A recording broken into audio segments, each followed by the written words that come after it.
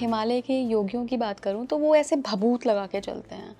मतलब एक दो योगियों से मैं भी मिली हूँ, हालांकि उन्होंने बात नहीं की मुझसे, लेकिन फिर भी उनके माथे पे, सबके माथे पे मैंने वो भभूत टाइप का कुछ ऐसे देखा है। तो वो किस लिए होता है? तो क्या करते हैं योगी, अपने उस आज्ञा चक्र को ढक देते हैं भभूत से? भभूत से, तिलक से, चंदन से, किसी भी तरह से वो ढक दिया जाता है। मतलब पीछे जो साधना है उसका पता ही नहीं लगता कि साधना है या नहीं। नहीं तो आज्ञा चक्र की ज्योति, उसकी आभा, उसका तेज, उसकी ऊर्जा से दूसरा योगी ये देख सकता है, समझ सकता है कि इसकी साधक की साधना किस स्तर की है। इन लोगों की उम्र इतनी ज़्यादा होती है और सालों से तपस्या में रत हैं। अगर मृत्यु आती है तो कभी हमने मृत्यु के बाद का उनका शरीर क्यों नहीं देखा? किसी ने भी नहीं देखा। वो अचानक से गायब हो जाते हैं और फिर कभी नहीं मिलते, कभी नहीं आते। तो डेफिनेटली अगर शरीर धारण किया है तो मृत्यु तो आएगी ही। चाहे आप कितनी ही साधना कर लीजिए, आप 900 वर्ष जी सकते हैं, 1000 जी सकते हैं, बट कभी तो आएगी ना। तो इनके शरीर का क्या होता है मृत्यु के बाद? मृत्यु आती है, या हम उसको मृत्यु नहीं कहते, जब वो मोक्ष शरीर त्याग। शरीर, या यूं कहें कि वो मुक्त हो जाते हैं, तो शरीर तो यही है। अब वो शरीर को भी किस तरह से अपने पंच तत्वों में डिसॉल्व करना है, उसकी हर टेक्निक होती है। कुछ जैसे संन्यास परंपरा में जलाया नहीं जाता, जल में समाधि दी जाती है। आप हरिद्वार में जाकर देखेंगे तो वहाँ हर सन्यासी की, संत की जल समाधि होती है। पूरे गाजे बाजे के साथ में गंगा के पास ले जाते हैं और वहाँ पर जल में ही शरीर को अर्पित कर देते हैं।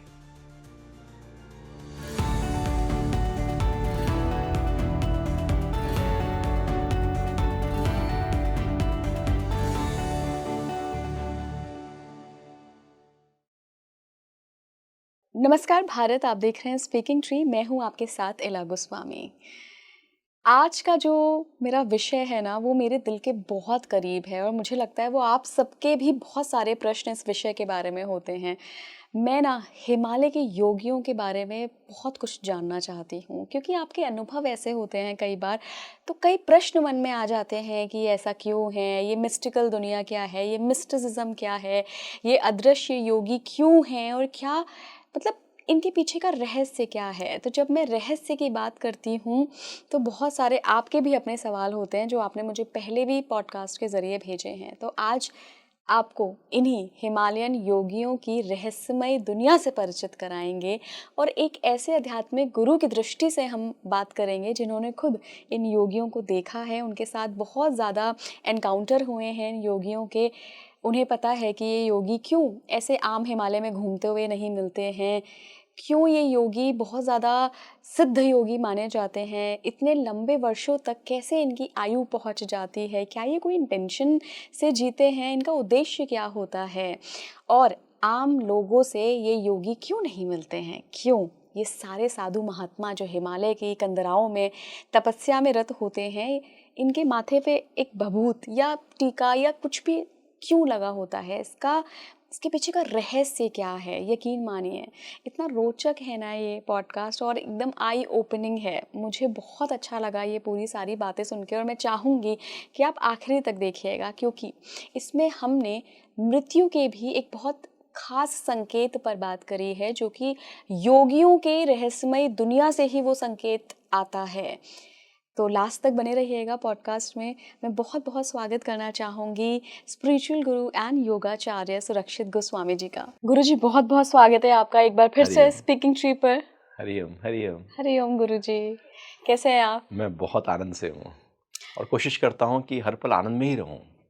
मुझे लगता है अध्यात्म का मेन पर्पस ही यही है, आनंद की वो स्थिति प्राप्त करना। प्राप्त करना नहीं है, प्राप्त ही है। हम वहाँ से हट गए, जो हमारे पास पहले से ही है हम वहाँ से हट के कहीं और चले गए। जैसे हर व्यक्ति पहले से ही मुक्त है, आत्मा पहले से ही मुक्त है। आत्मा को मुक्ति नहीं चाहिए, जो चीज मुक्त है उसे क्या चाहिए। यदि आप उस आत्म भाव में आ जाते हैं तो आप मुक्त हैं, और यदि आप उससे हट जाते हैं तो फिर आप बंधन में हैं। तो आनंद, जब आत्म भाव में आप होते हैं तो आनंद ही आनंद है। आनंद का मतलब है हमेशा रहने वाला सुख। सुख आता है जाता है, आता है जाता है, तो थोड़ी देर का सुख सुख कहलाता है, और वही सुख जब लंबे समय तक ठहर जाए उसी को आनंद कहते हैं, उसी को अक्षय सुख कहते हैं। और जीवन में वही आनंद चाहिए। अध्यात्म उसी आनंद को अनुभव कराने की एक प्रक्रिया है। बिल्कुल गुरुजी। तो वो जो परम आनंद है, जो परम तत्व से निकल रहा है आनंद, जब हम उसके साथ जुड़ते हैं तो आनंद का अनुभव हमें होने लगता है। जैसे गंगा किनारे आप जाओ तो ठंडी हवाओं का अनुभव आपको होने लगता जी। है ना? आप पहाड़ पर हिमालय जाओ ऊपर, वहाँ पर एकदम ठंडी हवाओं का अनुभव आपको होने लगता है। और जैसे-जैसे नज़दीक जाते जाओगे ग्लेशियर के, उतना ज़्यादा ठंडकपन का अनुभव होगा। ऐसे जितना भीतर जाते जाओगे, उतना आनंद का अनुभव होता चला जाएगा, क्योंकि वो आत्मा से निकल रहा है, वो उसका प्रकाश है, वो प्रेम, वो ज्ञान, वो आनंद, उसके वो लक्षण हैं, वो वहाँ से बह रहे हैं। बिल्कुल गुरुजी। और इसी आनंद की स्टेट में पहुंच चुके हिमालयन योगी के बारे में आज हम बात करेंगे कि हम सुनते आए हैं, और मैं सच बताऊं आपको कि बहुत सारे लोग हैं जो जानना चाहते हैं कि हिमालय के बारे में जो बातें कही जाती हैं, जो बातें शास्त्रों में हैं कि वहाँ पर आज तक बहुत प्राचीन, बहुत एंशिएंट योगी निवास करते हैं और वो तपस्या में रत हैं, कोई लेविटेट कर रहा है, उनकी पूरी अपना एक सूक्ष्म संसार है। इसके बारे में बहुत उत्सुकता रहती है लोगों को जानने की, चूँकि आपने हिमालय में बहुत वक्त गुजारा है।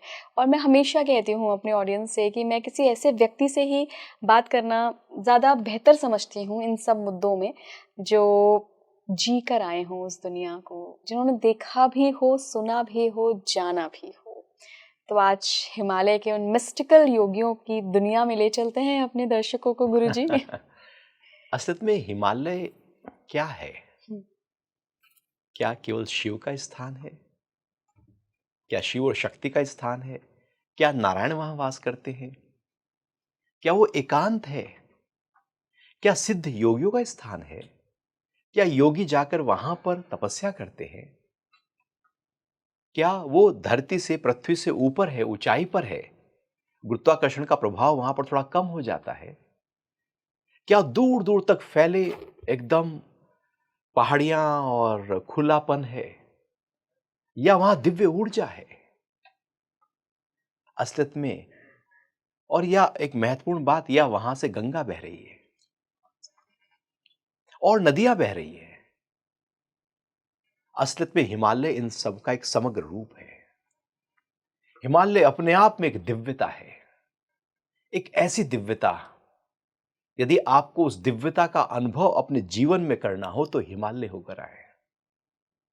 और हिमालय होकर आने का मतलब केवल इतना नहीं होता कि आप चार धाम की यात्रा ट्रैफिक में फंसते फंसते और वहां पर पहुंचकर और आप फिर लौट आए और कहें कि आप हिमालय हो आए। हिमालय तो जीने की क्रिया है, वहां पर तो जीना है, हिमालय में तो रहना है, हिमालय जैसा हो जाना है। हिमालय अपने जैसा व्यक्ति को कर देता है विशाल। तो यदि आप हिमालय जाएं और वहां पर केवल किसी स्थान को छूकर आ जाएं तो उसको हम हिमालय जाना नहीं कहेंगे। हिमालय का मतलब है एक एकांत में आप जाएं और वहां जाकर कुछ समय के लिए अपने साथ बैठना शुरू करें। क्योंकि जब हम जगत में होते हैं, नीचे संसार में, अपनी दुनिया में होते हैं, तो बहुत सारे विचार होते हैं, ख्याल होते हैं, चिंता होती है, तनाव होता है, काम है, क्रोध है, लोभ है, इच्छा है, वासना है, बहुत कुछ चल रहा है। जैसे आप हिमालय पहुंचेंगे, आपके विचार आखिर कब तक आपको परेशान करेंगे? आप तो अकेले में हैं। 1 दिन, 2 दिन, 5 दिन, 10 दिन, 15 दिन, 20 दिन, 1 महीना, 2 महीना, आखिर धीरे-धीरे वो गिरते चले जाएंगे। वो सारे पत्ते झड़ते चले जाएंगे। भीतर के जो ऊहा-पोह है, वो सब डिसॉल्व हो जाएगी। और जैसे ही वो डिसॉल्व होगी, अब आपकी अंतर्मुखी यात्रा का आरंभ होगा। क्योंकि ये तनाव, ये मन, ये बाहर भागता हुआ मन ही तो है जो अंदर जाने नहीं देता। और हिमालय अंदर जाने के लिए एक बहुत ही महत्वपूर्ण एक हमारे लिए प्लेटफॉर्म तैयार कर देता है। वो सब देता है जो आध्यात्मिक उन्नति में सहायक हो सके। इसलिए आज नहीं, हजारों सालों से ऋषियों, योगियों, खोजियों, सिद्धों की दौड़ हिमालय रही है। और भारत की परंपरा में तो हिमालय पर जो प्रयोग किए गए, जो आध्यात्मिक प्रयोग किए गए, वो तो अनूठे ही रहे हैं। कौन से क्योंकि आध्यात्मिक प्रयोग गुरुजी? जितनी भी सिद्धियां हैं, हम्म। महर्षि पतंजलि ने 4 पाद बताए हैं अपने योग सूत्रों में। हम्म। तो समाधि पाद, साधन पाद, हम्म। विभूति पाद और कैवल्य पाद। कि समाधि, फिर साधना, प्रैक्टिस, और उसके बाद उससे मिलने वाली विभूतियां, जो सिद्धियां हैं। वो जो सिद्धियां हैं वो बहुत ही गहरे में, जो व्यक्ति साधना के स्तर पर होता है, धारणा, ध्यान और समाधि तीनों को इकट्ठा करके जब वो साधना करता है, जिसको संयम कहते हैं, तो जैसे जैसे वो अंतर्मुखी यात्रा में संयम करता चला जाता है, वैसे वैसे अनेक वो सिद्धियां, वो विभूतियां उसको प्राप्त होने लगती हैं। क्योंकि व्यक्ति, हम जो हैं वो अनंत संभावनाओं से भरे हुए हैं। हर व्यक्ति में क्षमता है बुद्ध हो जाने की, क्षमता है कृष्ण हो जाने की, राम हो जाने की। सब कुछ हमारे ही भीतर है। कोई ढककर बैठा है, कोई उसको उठा रहा है। जो उठा रहा है वही योगी है, सारे आवरण उठा रहा है। तो हिमालय एक ऐसा स्थान रहा कि जहां पर जो जिज्ञासु हैं, क्योंकि परमात्मा को पाने में एक तो अर्थार्थी होते हैं, एक आर्थी होते हैं, एक जिज्ञासु होते हैं, एक मुमुक्षु होते हैं। एक जो धन को पाने के लिए लोग साधना करते हैं, तपस्या करते हैं, पूजा करते हैं, पाठ करते हैं, मंदिर भी जाते हैं तो एक 100 रुपए की थाली सजा कर जाते हैं और वहां से बदले में कितना मांग लेते हैं। तो अर्थ के लिए जाते हैं।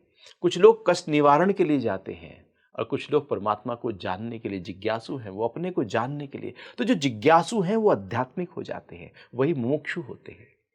तो हिमालय में ये जो प्रयोग, साधना के प्रयोग रहे हैं, वो अद्भुत प्रयोग हैं, क्योंकि वो ऊर्जा से भरा हुआ एक दिव्य स्थान है। आप कभी हिमालय के किसी एकांत स्थान पर जाइए जहां पर लोग जाते नहीं हैं, क्योंकि हिमालय कोई पर्यटन नहीं है। हिमालय तो साधना है। हिमालय को देखना नहीं है, हिमालय को जीना है। हिमालय को छूना नहीं है, वहां तो रह जाना है। फिर आपकी जो ऊर्जा है वो पूरी तरह से बदल जाएगी। अभी जो ऊर्जा नीचे की गति कर रही थी, अधोगति करती थी, फिर वो ऊर्ध्व गति करने लगेगी, क्योंकि हाई एनर्जी सेंटर में आप आ गए हैं। अब आपकी जो एनर्जी है वो ऊपर की तरफ जाएगी, वो लाघव देगी, वो हल्कापन देगी।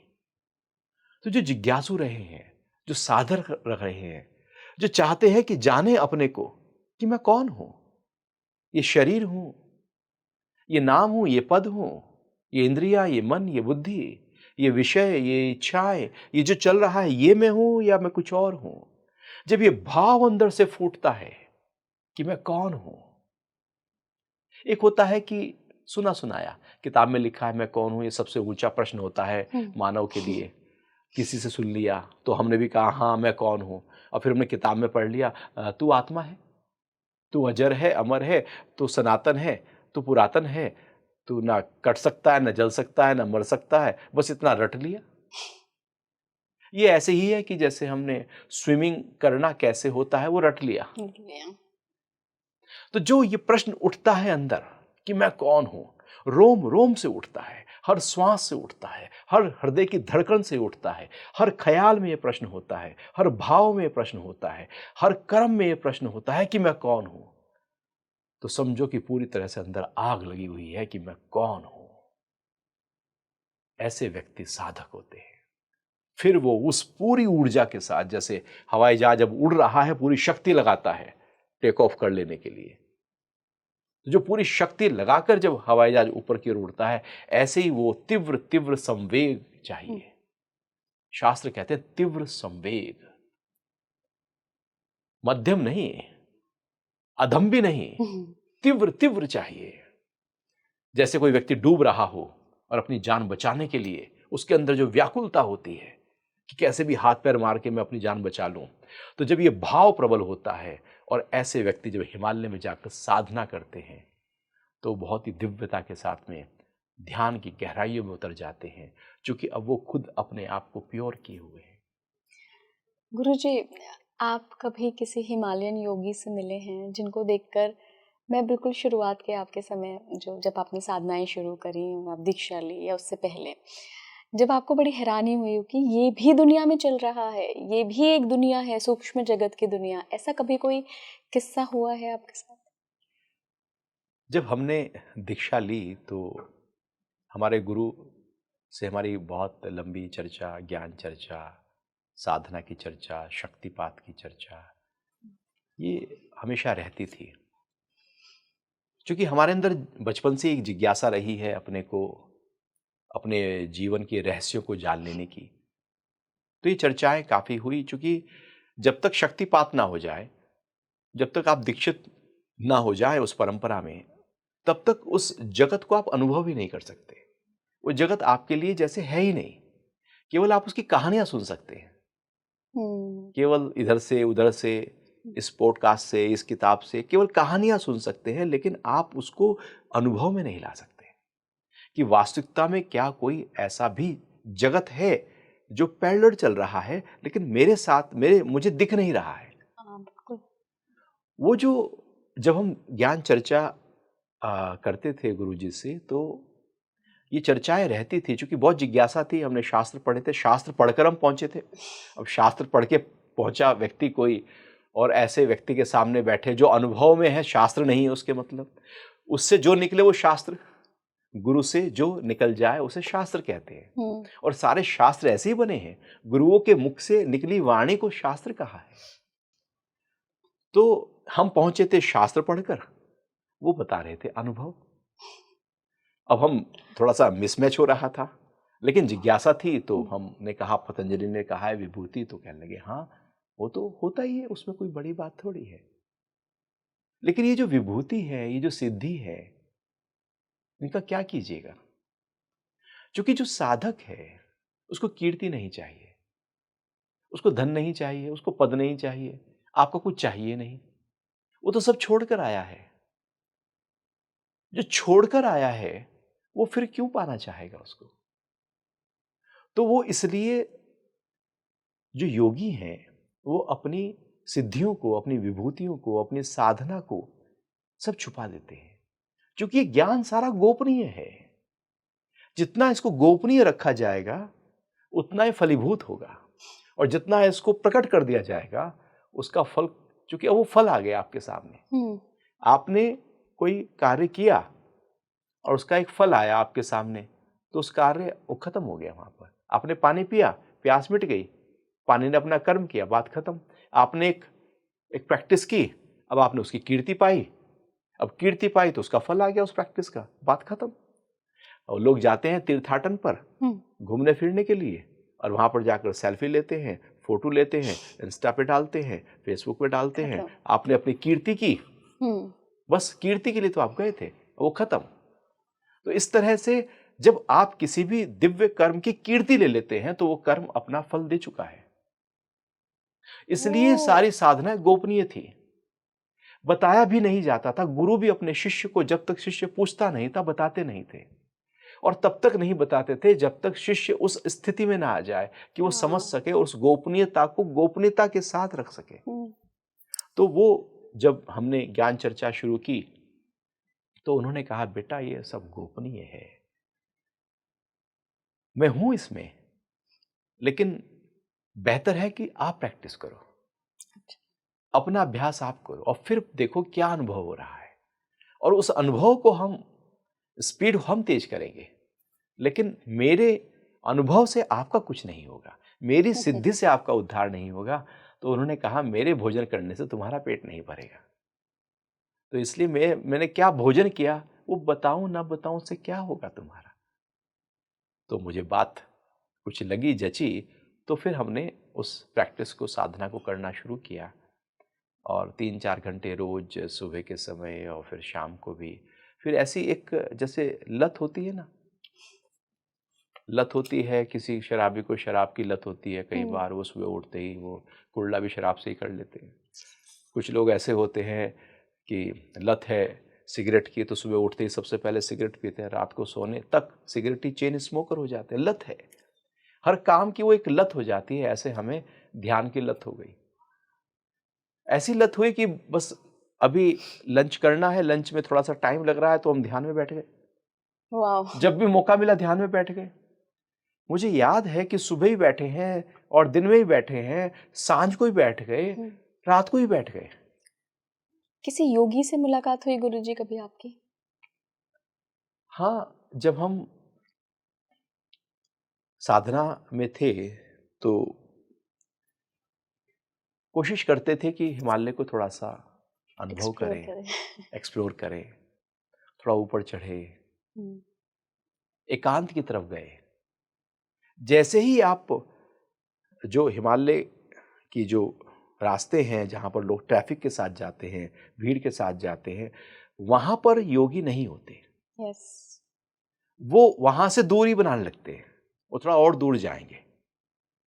ऐसे दूरी बना लेंगे कि जिससे उनका प्रभाव आप पर ना हो, चूँकि वो तो साधना के लिए आए हैं, वो आपके प्रश्न उत्तर के लिए थोड़ी आए हैं। वो आपके आपके दुख कैमरे दर्द में दूर आगे, करना है। हाँ, वो अपने दुख रोने के लिए आप पहुँचे और अपना दुख रो रहे हैं, कुछ कृपा करो। उसके लिए वो है ही नहीं, वो तो अपनी साधना के लिए है। तो जब हम ऐसे एक्सप्लोर करने लगे तो वहाँ पर अनेक-अनेक, अच्छा, उनको आप ये नहीं कह सकते कि ये बहुत सिद्ध योगी होंगे। बिल्कुल सहज होंगे। भाषा में भी आप ये नहीं कह सकते कि बहुत ही उसमें एक व्याकरण की बहुत ज़्यादा माहिनता हो, नहीं। वो बिल्कुल उससे हट चुके हैं। उनकी भाषा में भी टूटा-फूटापन होगा। रूखापन इसलिए होगा कि लोग चले जाएँ। कई बार डाँट होगी इसलिए लोग चले जाएँ। गाली भी होगी कि लोग चले जाएँ। वो अपने पास में नहीं रखना चाहते।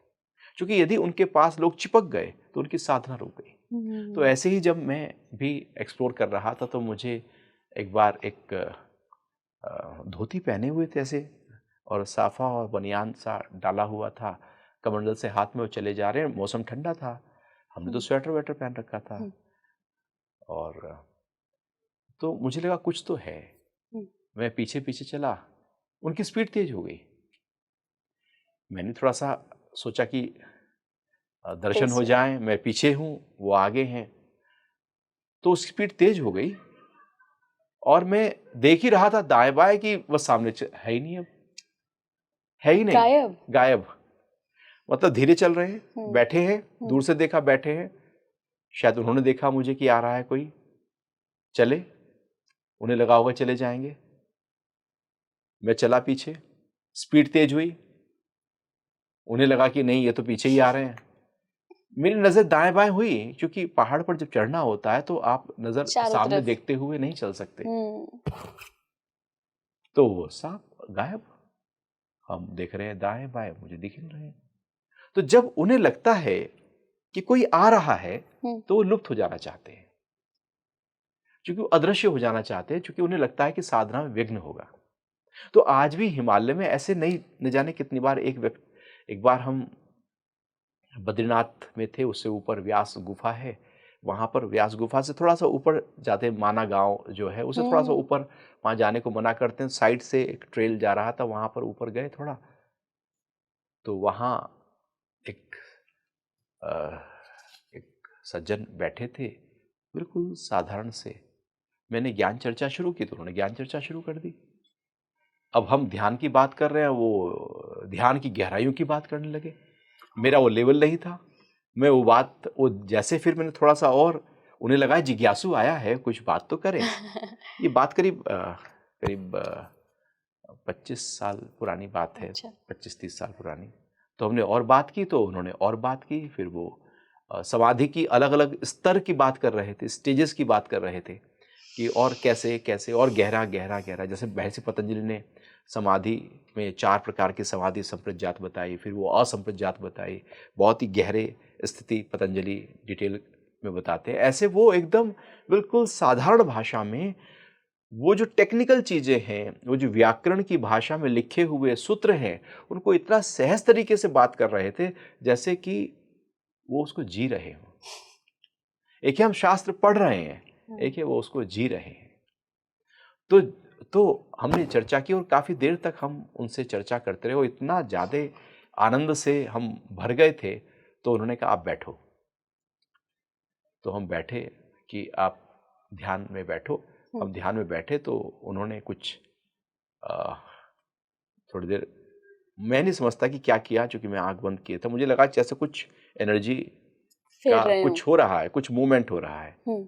समझ जैसे मैं हाथ ऐसे हिला रहा हूँ तो कुछ एनर्जी जो ऑरा है उस पे फ़ील्ड क्लिक, आपको लग रहा हाँ, होगा ना, लग रहा था एनर्जी कुछ हो रहा फ़ील्ड। है, कभी पीछे लग हुँ, रहा है, कभी साइड में लग हुँ। रहा है, कभी दूसरी तरफ साइड में लग रहा है, और फिर लगा कि जैसे टच किया ऊपर सहस्रार चक्र में, और मैं थोड़ी देर बैठा रहा, बैठा रहा, बैठा रहा। आँख खोली तो वो है ही नहीं। वो वो थे नहीं। तो मैं थोड़ी देर बैठा रहा, अब हो सकता है वो कि क्या आए हुआ, वो चले गए हाँ, हैं, कैसे हुआ है, लेकिन उन्होंने एक अनुभव दिया मुझे, संवाद हुआ, ज्ञान चर्चा हुई, उन्हें भी लगा होगा कि इसमें पात्रता है। पात्रता है, हुँ। तो ज्ञान चर्चा की, कहा बैठो, ध्यान करो, ध्यान करते हो, पहले पूछ लिया था, कितना ध्यान करते हो? अच्छा ये भी पूछ लिया था कि कहाँ से साधक हो? शक्तिपात हुआ है? दीक्षा ली है? सब चेक कर लिया, पात्रता चेक कर ली, चेक कर ली। लगा कि हाँ पात्र है, हुँ। यही दिशा है, मैं कुछ दूँगा तो वो बेकार नहीं जाएगा।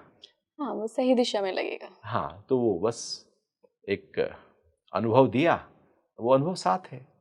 वो गुरु का जो शक्तिपात हुआ हमारे साथ में, वो अनुभव आज भी साथ है कि कैसे गुरुजी ने सबसे पहले शक्तिपात किया और क्या अपने ही भीतर चमत्कार एकदम अनुभव होने लगे।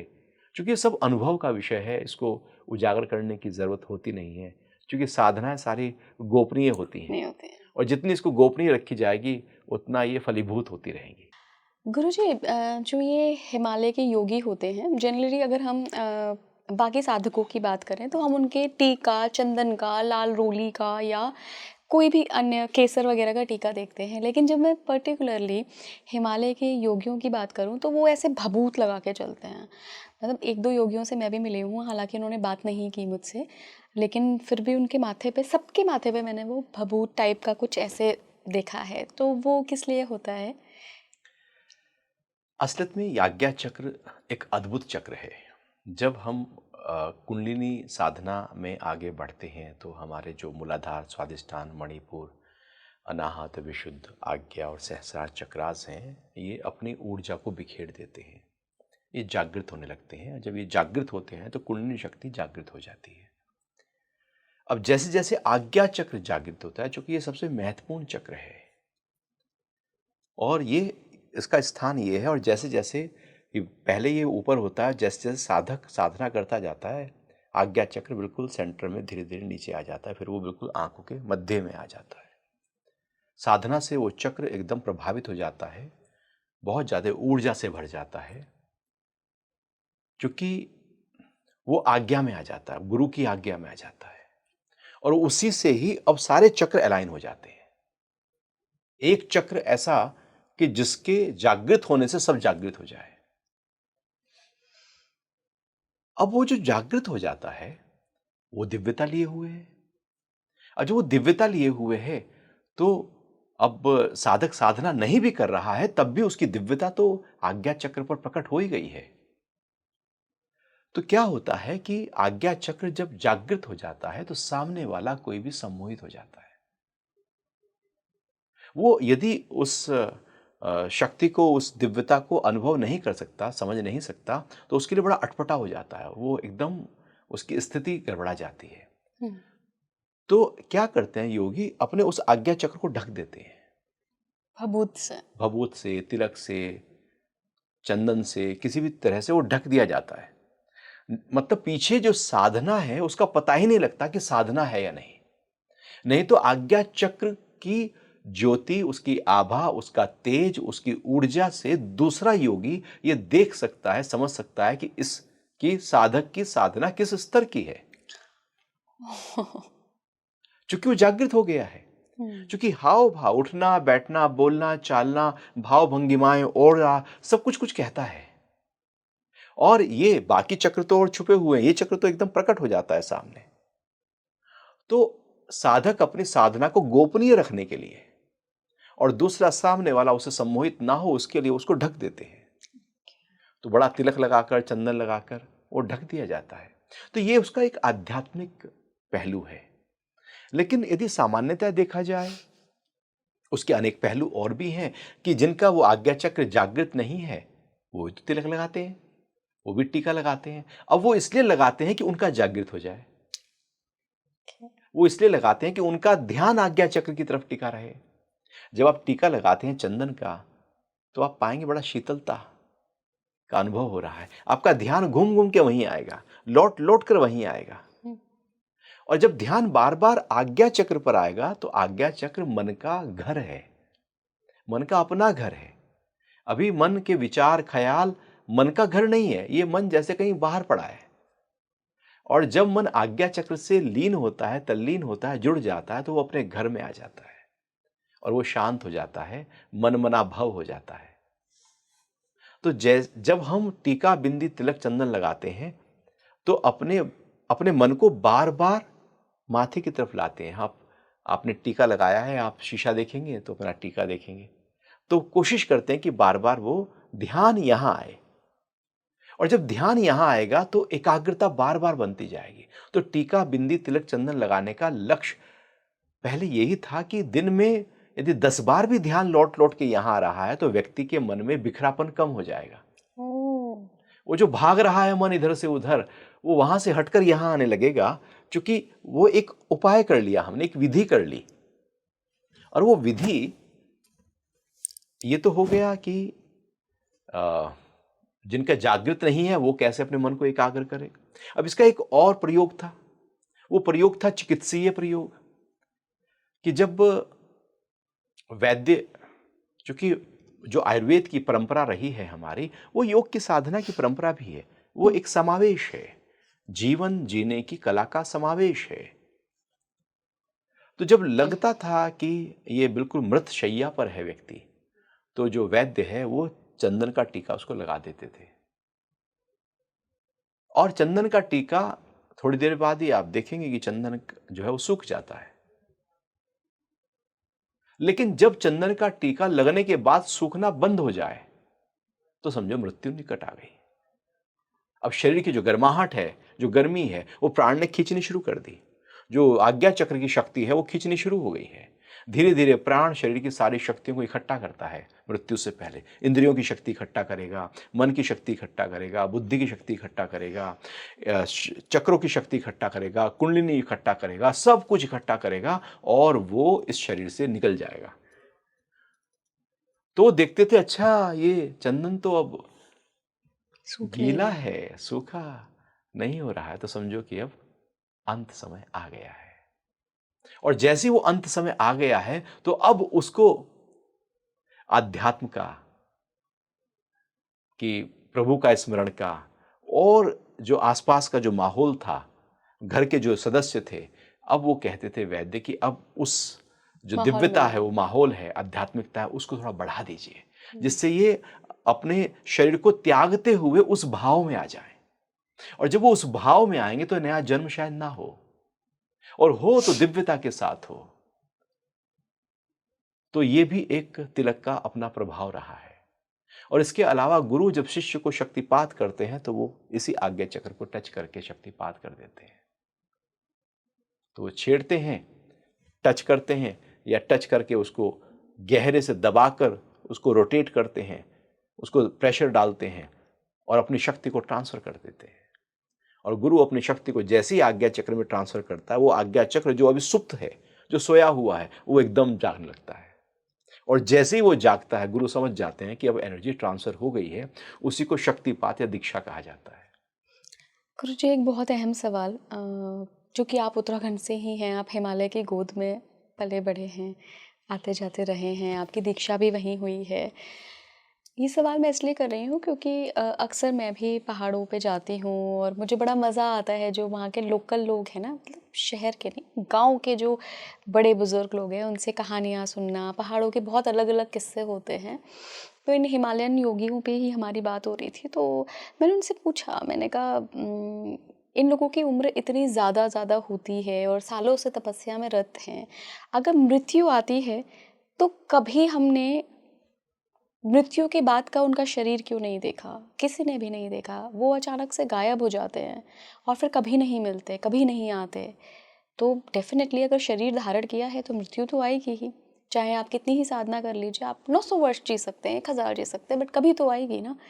तो इनके शरीर का क्या होता है मृत्यु के बाद? अस्तित्व में जन्म के साथ मृत्यु है ही है। जन्म हुआ है तो मृत्यु होगी ही होगी। अब इस जन्म और मृत्यु के बीच का जो अंतराल है वो कितना बड़ा कर दिया जाए, कितना दूर कर दिया जाए, वो एक अलग कला है। उसको व्यक्ति छोटा भी कर सकता है, लेकिन एक किनारा जन्म है तो दूसरा किनारा साथ ही साथ मृत्यु खड़ी हो गई। ऐसा कोई शरीर नहीं जो रहेगा। सिद्ध अपना शरीर बदल लेते हैं, है ना, चेंज कर लेते हैं, लेकिन शरीर तो जाएगा, क्योंकि 5 तत्वों से बना है, वो तो जाएगा। लेकिन इसका रखरखाव यदि इतना बेहतर हो जाए, इसमें जो ऊर्जाएं हैं, शरीर एक ऊर्जा है और कुछ भी नहीं, इस एनर्जी को जितना कम से कम ड्रेन किया जाए उतना शरीर लंबा जिएगा। तो उम्र बढ़ने का राज यही है कि योग के जो अभ्यास हैं, चाहे वो आसन है, मुद्रा है, प्राणायाम है, ध्यान का अभ्यास है, समाधि का अभ्यास है, और ऐसा भोजन जो पूरी तरह से ऊर्जा से भरा हुआ है, ऐसी दिनचर्या और ऐसा स्थान हिमालय का जो एनर्जी है, सब कुछ एनर्जी ही एनर्जी चारों तरफ, तो शरीर की जो एनर्जी है वो ड्रेन होनी कम हो जाती है। और जब ड्रेन होनी कम हो जाती है तो ये शरीर की उम्र ऑटोमेटिकली लंबी होनी शुरू हो जाती है, क्योंकि ध्यान की गहरी अवस्था में श्वास के आने जाने की क्रियाएं बंद हो जाती हैं। अब श्वास ना आता है ना जाता है, श्वास ठहर जाता है। पतंजलि इसको चौथा प्राणायाम कहते हैं कि जहां पर श्वास आना जाना अब रुक गया है। ध्यान की गहराई किसी की हो गई है, हम कैसे जाने? उसकी नाक के आगे हाथ ले जाएं, यदि सांस नहीं चल रहा है तो समझो बहुत गहरे ध्यान में उतर गया है। अब सांस का आना जाना बंद हो चुका है, तो श्वास अब रोका नहीं जा रहा, रुक गया है। एक है श्वास रोका जा रहा है, कुंभक किया जा रहा है, बाह्य कुंभक हो रहा है या आंतरिक कुंभक हो रहा है, श्वास रोक कर हम बैठे हैं। एक है श्वास रोका नहीं जा रहा है, सांस तो आपे रुक गया है, क्योंकि वो लीन हो गया है अपने मूल कारण में, अपनी चेतना में। तो शरीर उसी समय वहीं पर फ्रीज हो जाता है, या यूं कहें कि उसकी उम्र वहीं पर रुक गई। अब श्वास की क्रियाएं नहीं हो रही, लेकिन शरीर जो का त्यों वैसे ही रहेगा, क्योंकि उसका पोषण सूक्ष्म तर से, कॉन्शियसनेस से, चेतना से हो ही रहा है, उस दिव्यता से हो ही रहा है। तो वो जो श्वासों की क्रियाएं हैं, वो जो ध्यान का अभ्यास है, वो जो भोजन है, वो जो स्थान है, वो सब कुछ इस तरह से माहौल तैयार करता है कि योगी की उम्र लंबी हो जाती है। और वो उम्र को लंबा करने के लिए प्रयास नहीं करते। उनका लक्ष्य उम्र लंबा करना होता ही नहीं है, बाय प्रोडक्ट है। उनका लक्ष्य तो कुछ और है। लक्ष्य बहुत ऊंचा है, अपने को जान लेना। और अपने को तभी जानेंगे जब ये शरीर साथ होगा और शरीर का स्वास्थ्य बेहतर होगा। तो वो ऐसा कोई कार्य नहीं होता, वहां पिज्जा बर्गर थोड़ी होता है, वहां छोला भटूरा थोड़ी होता है, वहां पर मिठाइयां थोड़ी होती हैं, वहां पर शरीर को खराब करने का कोई साधन ही नहीं है। वहां पर जो है सब प्राकृतिक है, सब ऊर्जा से भरा है, सब सात्विक है। और जितना सात्विक होगा जीवन, जितना सात्विक होगा, उतना ये शरीर की उम्र लंबी होगी। तो ऐसे करके साधक की उम्र धीरे धीरे अपने आप ही बढ़ती चली जाती है, और उनकी जीवन जीने की, लंबा जीने की इच्छा नहीं, बल्कि अपने आप को पाने का भाव होता है, और लंबी उम्र खुद ब खुद आती चली जाती है। और उसके बाद में जब मृत्यु आती है, या हम उसको मृत्यु नहीं कहते, जब वो मोक्ष, शरीर, या यूं कहें कि वो मुक्त हो जाते हैं, तो शरीर तो यही है। अब वो शरीर को भी किस तरह से अपने पंच तत्वों में डिसॉल्व करना है, उसकी हर टेक्निक होती है। कुछ जैसे संन्यास परंपरा में जलाया नहीं जाता, जल में समाधि दी जाती है। आप हरिद्वार में जाकर देखेंगे तो वहाँ हर सन्यासी की, संत की जल समाधि होती है। पूरे गाजे बाजे के साथ में गंगा के पास ले जाते हैं और वहाँ पर जल में ही शरीर को अर्पित कर देते हैं। तो वो, और वैसे देखा जाए तो हम अग्नि को समर्पित कर देते हैं। लेकिन वहाँ पर एक और तरीका भी होता है, जो योग अग्नि, जो ज्ञान अग्नि शरीर का स्वाहा कर देती है। जैसे हमने अग्नि जलाई है तो शरीर जला है, साधक अपनी दिव्यता से अपने शरीर को वहीं स्वाहा भी कर सकता है। यह भी एक सिद्धि होती है। क्योंकि योग अग्नि इतनी प्रज्वलित हो जाती है, ज्ञान अग्नि इतनी प्रज्वलित हो जाती है कि वो चाहे तो छोड़ के चला जाए, चाहे तो भस्म कर दे, लेकिन उसमें उसका कोई अंदर से ये भाव नहीं है कि क्या करूं इस शरीर को। लेकिन वो जिस भी साधना पद्धति से आ रहे हैं, जिस गुरु की परंपरा से आ रहे हैं, जैसा गुरु का आदेश है, वो उसी तरह से उसको फॉलो करते हैं। बहुत सुंदर गुरुजी, आपने एक तो सबसे पहले आपको बहुत धन्यवाद कि आपने अपने इतने सारे अनुभव, जो कि मुझे लगता है कि एक योगी के लिए बहुत मुश्किल होता है साझा करना, लेकिन आपने स्पीकिंग ट्री के दर्शकों के साथ साझा किया। और रियल मायने में मैं इसको ही असली पॉडकास्ट मानूंगी जहाँ पे हमने सचमुच उन रहस्यों को उजागर किया है, जिनके बारे में अक्सर मेरे जो ऑडियंस है वो प्रश्न पूछते रहते हैं कि इला जी, क्या रहस्य है हिमालय का, क्या रहस्य है उन योगियों का। और ख़ास करके जो आपने उनके शरीर के बारे में, ये 3 तरीके के जो संस्कारों के बारे में बताया कि लोगों के मन में ये कहानियाँ सुन के अक्सर प्रश्न आते हैं कि इनके शरीर का क्या होता है, जब ये शरीर देह त्यागते हैं तो देह का क्या होता है, क्या कोई और एनर्जी परकाया प्रवेश के थ्रू आ जाती है या इसीलिए फिर तो उस शरीर को नष्ट कर देते हैं। और फिर जब गहरे ध्यान में उतरता है कोई साधक, तो अपने शिष्य को पास रख लेते हैं अच्छा, कि कोई जंगली जानवर ना आ जाए, शरीर का ओके, नुकसान ना, क्योंकि वो लौट के आना है। हाँ जी, अभी तो वो गहरी समाधि में असंप्रज्ञात समाधि में उतरे हुए हैं, जी, शरीर का कोई ध्यान नहीं है। इसलिए भारत की परंपरा में ऐसे जो सिद्ध थे, उनको न जाने कितने शेर खा गए हैं, कितने सांपों ने डसा होगा। वो बैठे हैं ध्यान की गहराइयों में, तो जंगली जानवर आकर उनको नष्ट कर गया। इसलिए वो जीन्स, वो सिद्ध, वो इसी तरह से उनका समापन हो गया कि पता ही नहीं लगा, क्योंकि वो तो ध्यान में है। इसलिए गुफा चुनते थे, और गुफा के आगे जब ध्यान के लिए गहरे में बैठते थे तो उसको बंद कर देते थे, इस तरह से कि कोई जंगली जानवर ना आए, या अपने शिष्य को पास रखते थे। इसलिए गुरु शिष्य परंपरा में शिष्य महत्वपूर्ण रोल हो जाता था गुरु की साधना में सहयोगी के लिए। तो गुरुजी, फिर अगर जैसा आपने बताया कि बहुत सारे ऋषि मुनियों और बहुत सारे साधु महात्माओं के शरीर को जंगली जानवरों ने खा लिया, सांपों ने डस लिया, फिर इनकी जो आत्मा होती थी, जो सोल, जो एनर्जी होती थी, उसका फिर क्या होता वो तो था? मुक्त है, वो मुक्त हैं? वो तो मुक्त है। लेकिन क्या होता है ना कि एक व्यक्ति साधक है, मुक्त है, वो अपने ज्ञान को जो अपने शिष्यों में आगे देना है, वो परंपरा रुक जाती है। ओके, तो ऐसे ही न जाने कितने हजारों सालों से जो गुरु शिष्य परंपरा है, और बहुत जगह पर जाकर जो सिद्धियों का वर्णन है, विभूतियों का वर्णन है, योग की जो महत्वपूर्ण साधनाएं हैं, वो कहीं लुप्त इसलिए भी हुई हैं क्योंकि उस परंपरा के जो गुरु थे, वो शायद कहीं इस तरह से जंगली जानवरों के माध्यम से उनके शरीर का नुकसान हुआ। तो इसलिए उसके बाद में फिर शरीर का रखरखाव, कि यदि साधक गहन साधना में है तो शिष्य को पास में बैठाते थे। गुरुजी, एक और वैसे भी देखा जाए तो चूंकि भारत की परंपरा में दिव्यता इस कारण से लुप्त हुई कि जंगली जानवर खा गए, और जो आसुरीता थी वो लड़ते रहे, वो खड़े रहे, तो उनके जिन्स ज्यादा आए। वो जो दिव्यता थी उनके जिन्स कम हो गए, क्योंकि वो परंपरा धीरे धीरे कम होती चली गई। तो इसलिए फिर आश्रम बनाए, कि ऐसा स्थान बनाया कि जहां पर जंगली जानवरों का प्रभाव ना हो। पहले आश्रम की परंपरा नहीं थी, गुफा में और ऐसे खुले में पेड़ के नीचे और इस तरह से ही साधना की जाती थी। फिर आश्रम में शिष्य आ गए, स्थान हो गया कि अब साधक जो है वो साधना बड़े आराम से कर सके। और फिर शास्त्रों का निर्माण हुआ, क्योंकि शिष्य होंगे, गुरु ने अपने हाथ से कोई शास्त्र नहीं लिखा, वो जो प्रवचन दिया श्रुति के माध्यम से शिष्य ने जो याद किया, और वो फिर परंपरा चलती रही लंबे समय तक। वो कलमबद्ध किया फिर बाद में कलम बंद हुआ जब लेखनी आई।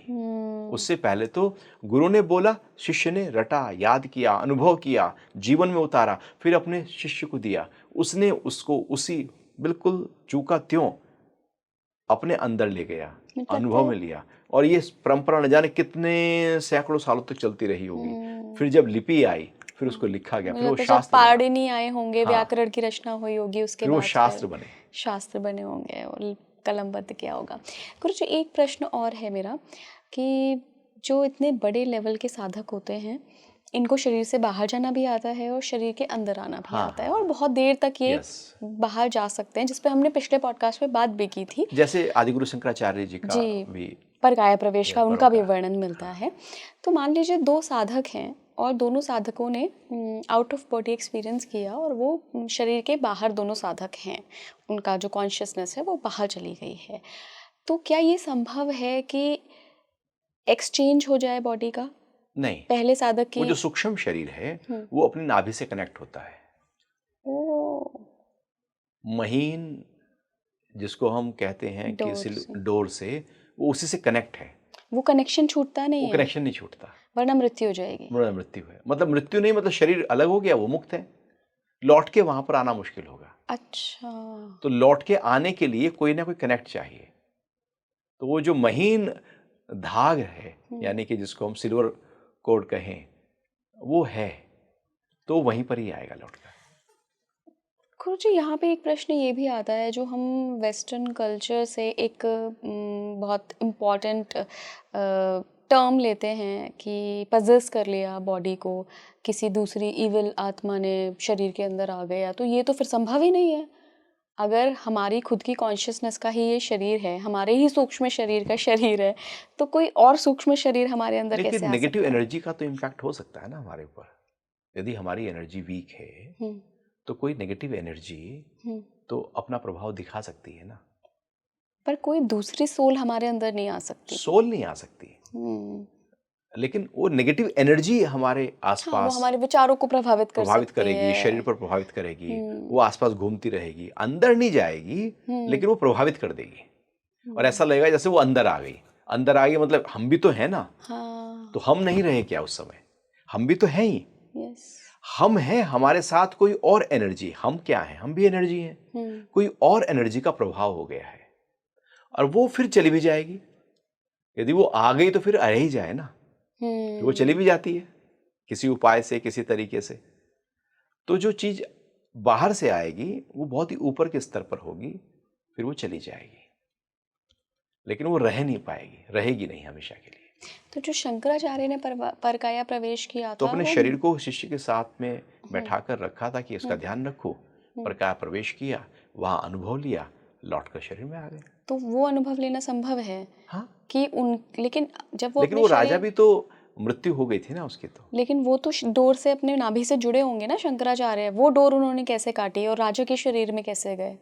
नहीं, परकाया प्रवेश एक अलग साधना हो गई। एक है साधना कि हम आउट ऑफ बॉडी एक्सपीरियंस कर रहे हैं। जी जी।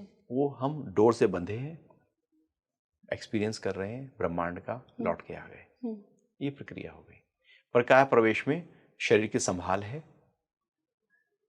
यहां से निकले वहां गए, यहां से निकले यहां आने के लिए निकले, इंटेंशन। तो कनेक्ट यही है।